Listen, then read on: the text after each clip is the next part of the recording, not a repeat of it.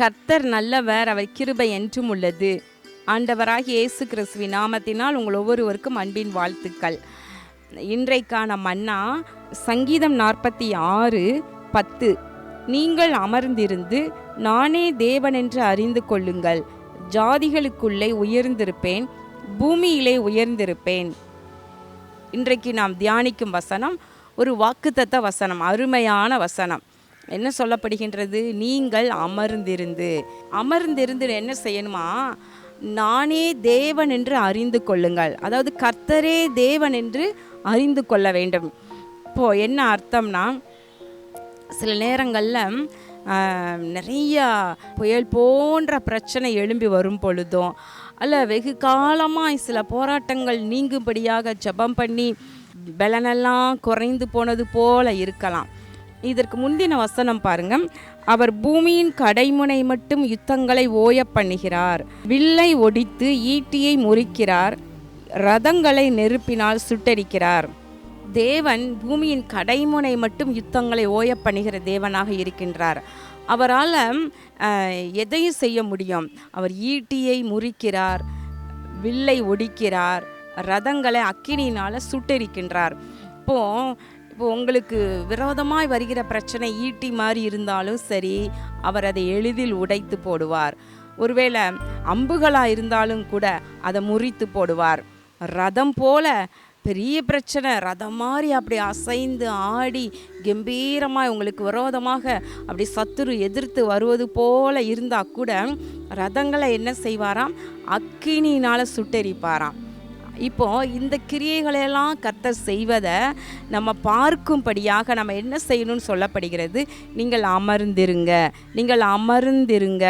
இவ்வளோ பாடுபட்டு ஜெபம் பண்ணி உபவாசம் இருந்து போராடி நீங்கள் ஒரு காரியத்திற்காக நீங்கள் அப்படியே கதறிக்கிட்டே இருந்திருக்கலாம். ஆனால் இனி நீங்கள் அமர்ந்திருங்க.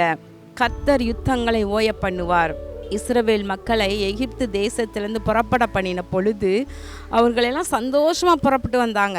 ஆனால் புறப்பட்டு வந்த உடனே பார்த்தா எதிரில் வந்தது செங்கடல் தாண்டி எப்படி போவது என்று திகைத்து போய் நின்று கொண்டிருந்த நேரத்தில் பின்புறத்தில் எகிப்தின் இராணுவம் இவர்களை நெருக்குகிறது.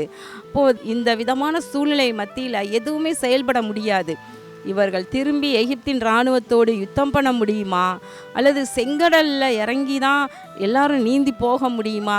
எல்லாரும் தங்கள் ஆடு மாடுகளோடு தங்கள் உடைமைகளோடு எல்லாம் தூக்கிட்டு சுமந்துட்டு வர்றாங்க. சிறு பிள்ளைகளோடு கை குழந்தைகளோடு தூக்கிட்டு வராங்க. செங்கடலில் நீந்தி தான் போக முடியுமா? அது எகிப்தியரோடு போய் மோதத்தான் முடியுமா? எகிப்தின் இராணுவம் ரதங்களோடு வருது. பார்வோன் தன்னுடைய எல்லா இராணுவங்களோடும் பின்னாடி துரத்திட்டு வரான். ஆனால் இந்த சூழ்நிலையில் என்ன தான் செய்ய முடியும்? ஆனால் கர்த்தருடைய வார்த்தை வருகிறது, கர்த்தர் உங்களுக்காக யுத்தம் பண்ணுவார், நீங்கள் சும்மா இருப்பீர்கள். இங்கே அழகான வார்த்தை தேவ சமூகத்திலிருந்து வருகிறது. மோசையை பார்த்து கர்த்தர் சொல்லுகிறார், கர்த்தர் உங்களுக்காக யுத்தம் பண்ணுவார், நீங்கள் சும்மா இருப்பீர்கள், நீங்களும் சேர்ந்து யுத்தம் பண்ணுங்க அப்படின்னு சொல்லலை. ஒன்று சொல்கிறாரு, கர்த்தர் உங்களுக்காக யுத்தம் செய்வார், நீங்கள் சும்மா இருப்பீர்கள். அப்போ நம்ம சும்மா இருக்கிற நேரங்கள் உண்டு, இருக்க வேண்டிய நேரங்கள் உண்டு, அமர்ந்திருக்கிற நேரங்கள் உண்டு. இல்லை எப்படி இதில் யுத்தம் பண்ணுவார் ஆண்டவர்? எகிப்தின் இராணுவம் பின்னாடி, செங்கடல் முன்னாடி, இதில் எப்படி தான் ஆண்டவர் யுத்தம் பண்ணுவார் தெரியாது. அதை யோசிக்க முடியாது, மனுஷ மூளையினால் அதை சிந்திக்க முடியாது. ஆனால் கர்த்தர் செய்கிறத நம்ம பார்க்க முடியும். என்ன செய்ய போகிறார் என்பதை பார்க்க முடியும். என்ன செய்தார்? செங்கடலை 2ஆக பிளந்தார். இந்த ஜனங்களெல்லாம் அதன் வழியாக கடந்து போனாங்க. ஆனால் எகிப்தின் இராணுவம் அந்த வழியில் கடந்து வர முடியலை. இதுதான் கர்த்தருடைய செயல்.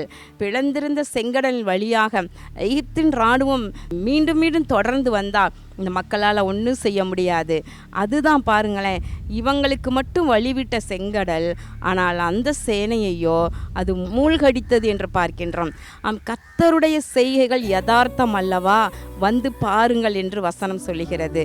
பிரியமானவர்களே, இன்றைக்கு சில நேரங்கள் அமர்ந்திருக்க பாருங்க. எந்த காரியத்தில் போராடி சோர்ந்து போயிட்டீங்க, அமர்ந்திருந்து முறுமுறுக்காதீங்க.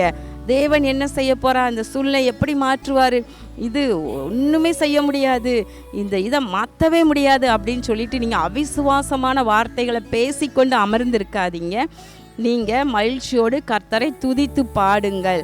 கர்த்தரிடத்தில் மனமகிழ்ச்சியாயிரு என்று எழுதியிருக்கிறது போல மகிழ்ச்சியோடு துதித்து பாடுங்கள், அமர்ந்திருங்க.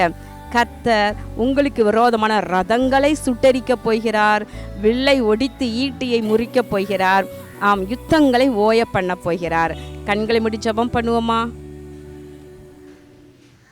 எங்கள் அன்பின் பரலோக பிதாவே, இதோ இந்த நாளிலே நாங்கள் தியானித்த வசனத்தின்படி ஆண்டவரை நாங்கள் அமர்ந்திருந்து நீரே தேவன் என்று அறிந்து கொள்ளும்படியாக ஆண்டவரை பலத்த கிரியைகளை எங்கள் வாழ்க்கையிலே செய்வீராக. நம்முடைய பிள்ளைகளுடைய வாழ்க்கையில் அருமையான பெரிய காரியங்களை செய்தவர்களை சந்தோஷப்படுத்துவீராக. சேனைகளின் கர்த்தர் நம்மோடு இருக்கிறார், யாக்கோபின் தேவன் நமக்கு உயர்ந்த அடைக்கலமாய் இருக்கிறார் என்று எழுதியிருக்கிறபடி நீருடைய பிள்ளைகளுக்கு அடைக்கலமாக ஆண்டவரை இருந்து யுத்தங்களை எல்லாம் பூமியின் கடைமுனை மட்டும், உடைய பிள்ளைகளுக்கு விரோதமான யுத்தங்களை பூமியின் கடைமுனை மட்டும் ஓய பண்ணுவீராக. இயேசு கிறிஸ்துவின் நாமத்தினாலே வேண்டிக் கொள்கிறோம் நல்ல பிதாவே, ஆமேன். அன்பு தேவனுடைய பிள்ளைகளே, இன்றைக்கு நம்முடைய ஆசீர்வாத திருச்சபை ஊழியங்கள், அதாவது சென்னை பிளெஸிங் சர்ச் ஆரம்பிக்கப்பட்ட நாள் 12 ஆண்டுகள் நிறைவு பெறுகின்றது. 13வது ஆண்டை துவங்கி இருக்கிறது. தேவனுடைய கரமே இம்மட்டும் உதவி செய்தார் எபினேசர் என்றபடி அருமையாக ஆசீர்வாத திருச்சபை ஊழியங்களை ஆதரித்து வருகின்றார். சுமார் 600 கிளை சபைகளையும் ஆண்டவர் கொடுத்திருக்கிறார். எனவே ஆசீர்வாத திருச்சபை ஊழியங்களுக்காக கர்த்தரை ஸ்தோத்தரிக்கும்படி அன்போடு கேட்டுக்கொள்கின்றேன். ஆமேன்.